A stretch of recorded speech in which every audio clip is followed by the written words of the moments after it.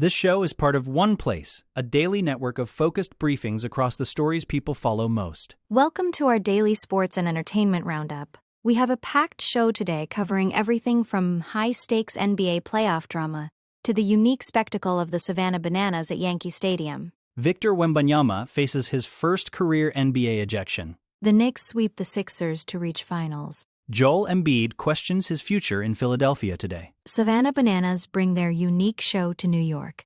Hansi Flick secures another La Liga title for Barcelona. Mitch Johnson defends Wembanyama against aggressive physical play. Wembanyama asks teammates for clarity on flagrant rules. The NBA reviews Wembanyama for a possible suspension. Let's start with the Spurs. The NBA world is buzzing. After Victor Wembanyama was ejected for the first time in his career during a pivotal Game 4 against the Minnesota Timberwolves, the incident occurred early in the second quarter when the 22-year-old French star grabbed a rebound and, while attempting to protect the ball, swung his elbow and connected with Naz Reid's jaw. Initially called as an offensive foul, the officials upgraded it to a flagrant 2 after a video review, which carries an automatic ejection and a fine. It was a shocking moment for the young star, who actually had to ask his teammate Harrison Barnes what the ejection even meant. The Spurs ultimately lost 114-109, leaving the series tied at 2 games apiece as they head back to San Antonio for Game 5. It really highlights the physical toll the playoffs take on a player of Wembanyama's stature. Spurs coach Mitch Johnson was quite vocal after the game, stating that, while he doesn't condone the elbow, he believes Wembanyama is being forced to take matters into his own hands because the referees aren't providing enough protection. Johnson described the lack of protection as disgusting, noting that opponents are constantly trying to impose their physicality on the 7'4" center. Despite the loss and the ejection, the Spurs showed resilience, with De'Aaron Fox and Dylan Harper both putting up 24 points. However, losing their defensive anchor for the majority of the game proved too much to overcome against a deep Timberwolves bench, led by Naz Reid, who contributed 15 points and 9 rebounds before the incident. Next up, the Knicks. The New York Knicks are heading to the Eastern Conference Finals after a dominant sweep of the Philadelphia 76ers. This wasn't just a series win, it was a statement. In Game 4, the Knicks dismantled the Sixers with a 144-114 victory, led by Miles McBride's 25 points and Jalen Brunson's 22. The seeds for this demolition were actually planted weeks ago after a tough loss to the Hawks in the first round. McBride mentioned that getting punched in the mouth by Atlanta served as a wake-up call that shifted the team's entire mindset. They stopped waiting for games to be given to them and started taking them. This aggressive approach was on full display as McBride hit 4 three-pointers in just 81 seconds, helping New York build a massive lead that reached 44 points at one stage. The chemistry this Knicks team has developed is truly impressive. Jalen Brunson noted that their growth has been a steady process of playing together and building a feel for one another. Despite facing skepticism during the regular season, the team stayed focused on their internal goals rather than outside noise.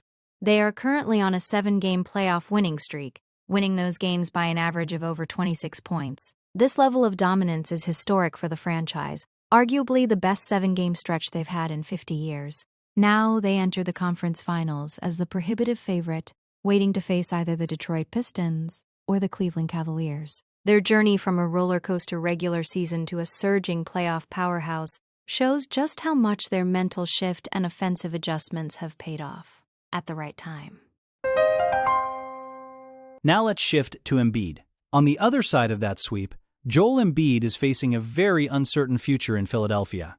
This loss marks his 6th second-round exit in 9 postseasons, a frustrating trend for the former MVP. After the game, Embiid gave a somewhat grim outlook during his press conference, admitting he doesn't even know if he will be back with the 76ers next season. He expressed excitement about getting back to his healthy self, but remained vague about where that would happen. The 76ers are in a tough spot financially, with significant money tied up in Embiid and Paul George, leaving them with limited options to improve the roster this summer. While it seems unlikely the team would trade their franchise cornerstone, Embiid's comments have certainly put the front office and the fans on high alert as the offseason begins. Despite the trade rumors and the disappointment of the sweep, Embiid did offer some reassurance regarding his physical health. He mentioned that he believes his knee concerns are finally behind him, and he's looking forward to a productive summer of work. He admitted that at one point during the series, he felt like he was done, but he and the team found a way to position him better for the future. However, the reality of his injury history continues to loom over his career. As he enters his 13th NBA season, the physical toll of being a high-usage center is undeniable. The 76ers organization now has to decide if they can truly build a championship contender around him, or if the cycle of second-round exits and injury woes is simply too much to overcome in the long run. Moving to the ballpark, the Savannah Bananas recently brought their unique brand of baseball entertainment to the iconic Yankee Stadium, proving that their dream of making the game fun is a massive success. Founded 11 years ago by Jesse and Emily Cole, who emptied their bank accounts to start the team, the Bananas have grown into a $500 million juggernaut. They are often compared to the Harlem Globetrotters of baseball, barnstorming across the country and selling out major league stadiums. Their games are a blend of trick plays, singing, and choreographed dancing, all broadcast for free on YouTube. Jesse Cole emphasizes that they aren't necessarily looking for the best baseball players in the traditional sense, but rather the most entertaining athletes who can connect with the crowd. It is a complete reimagining of what a night at the ballpark can look like for families. The roster is a fascinating mix of talent, including Broadway star Derek Klena, who previously pitched in college and has starred in hits like Wicked. Klena describes the experience as Broadway adjacent, noting that they perform a new show every week, which keeps the energy high and the players on their toes. Then you have performers like Dakota Alberton, who actually plays the game on stilts, adding a literal layer of high-flying spectacle to the proceedings. The Bananas have successfully created a league with 6 teams that prioritize joy and entertainment over traditional stats. By stripping away the slow pace of traditional baseball and replacing it with nonstop action and fan engagement, they've tapped into a massive audience. Seeing them take over a historic venue like Yankee Stadium shows just how far this once risky dream has come in the world of sports entertainment. Next, let's discuss Barcelona. In the world of soccer, Hansi Flick has secured another La Liga title for Barcelona, further cementing his domestic dominance since taking over in 2024. The German coach is a bit of an outlier at the club. He isn't Catalan, has no previous playing ties to Barca, and prefers conducting his press conferences in English. Despite these differences, his results in Spain have been undeniable. He has won 2 consecutive league titles and dominated rivals in El Clásico. Flick's high-press, aggressive style has turned Barcelona back into a domestic powerhouse, also picking up a Copa del Rey and 2 Supercopa titles along the way. However, this same aggressive tactic has been a double-edged sword in European competition, where the team has struggled to find the same level of success against the continent's elite tactical setups in the Champions League. The contrast between their domestic and European form is striking.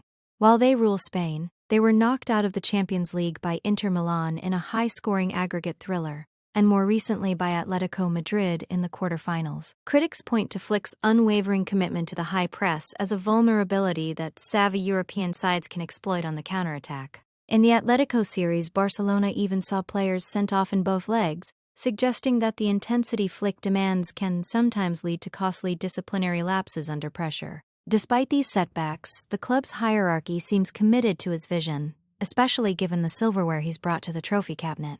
The challenge for Flick moving forward will be finding a way to balance his signature aggression with the tactical pragmatism required to finally conquer Europe once again with this talented squad.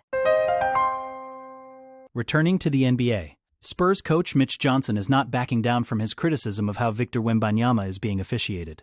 Following the star's ejection, Johnson spoke passionately about the physical harassment Wembanyama faces every night. He pointed out that on the specific play leading to the ejection, Wembanyama was actually smacked in the head by Jaden McDaniels before the elbow occurred. Johnson argued that if the league and officials don't do a better job of controlling the game's physicality, Wembanyama has no choice but to protect himself.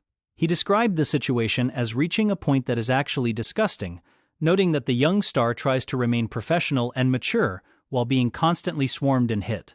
While he clarified that he didn't want Naz Reid to get hurt, he stood firmly behind his players' need to establish a physical presence. The reaction on social media has been equally intense, with many Spurs fans echoing Johnson's frustrations. They've noted that throughout the series, the Timberwolves have used a very physical game plan, specifically designed to rattle the young phenom. The officials determined that Wembanyama's elbow was an unnecessary, non-basketball play, with a clear wind-up and follow-through, which led to the flagrant 2. However, the context of the play, being held and hit just seconds prior, is what has the Spurs organization so upset. This incident has sparked a broader conversation about how the NBA protects its unique stars. As Wembanyama continues to grow into the face of the league, the balance between allowing physical playoff basketball and ensuring the safety of a player with his specific frame will likely remain a major talking point for coaches and league officials alike. Now for more Wemby. One of the more surreal moments of the ejection was Victor Wembanyama's genuine confusion over the ruling. When the flagrant 2 was announced, the NBC broadcast captured him leaning over to veteran teammate Harrison Barnes to ask, "What does that mean?" It was a stark reminder of just how young and relatively inexperienced he is in the context of NBA playoff rules. Once Barnes explained that he was being kicked out of the game, Wembanyama simply nodded, high-fived his teammates, and walked off the court. He had only played 12 minutes and scored 4 points before his night ended prematurely. This lack of familiarity with the specific disciplinary tiers of the NBA shows that despite his incredible talent and Defensive Player of the Year accolades, there are still basic aspects of the league's officiating culture he is learning on the fly. The ejection completely altered the trajectory of Game 4.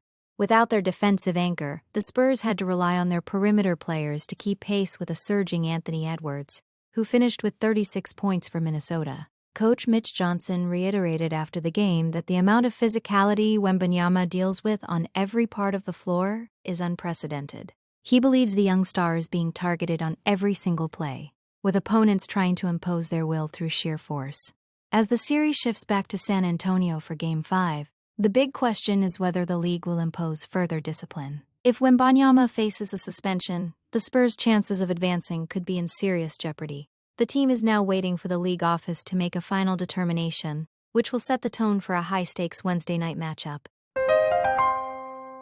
Finally, the league's decision. The NBA is expected to review the Wembanyama incident and announce any further discipline by Monday evening. This puts the Spurs in a precarious position, as a potential suspension for Game 5 could effectively end their season. While the elbow was dangerous, many analysts point out that the Timberwolves are masters at getting under an opponent's skin. Jaden McDaniels in particular has a reputation for being a defensive pest and a bit of a troll, which clearly worked in this instance. Wembanyama's frustration boiled over after being pestered and held, leading to the reckless swing.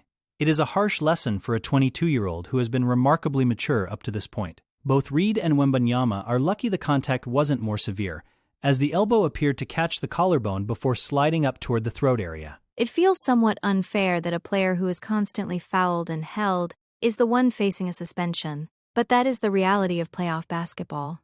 Wembanyama is learning that he has to be the bigger person, even when the officiating feels one-sided. Coach Johnson's defense of his player was strong, but the league office usually looks at the act itself rather than the provocation. If the Spurs have to play Game 5 without him, they lose the youngest unanimous Defensive Player of the Year in history, a gap that is impossible to fill.